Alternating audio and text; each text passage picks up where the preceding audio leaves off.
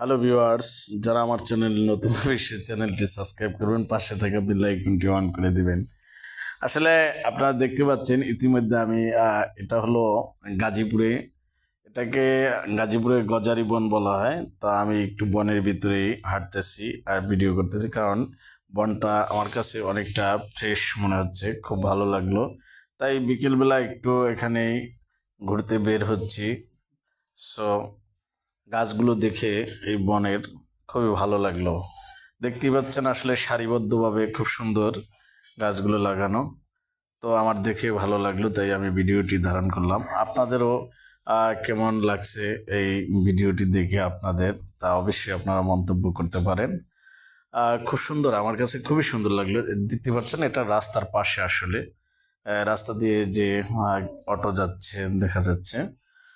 খুব সুন্দর আসলে এটা।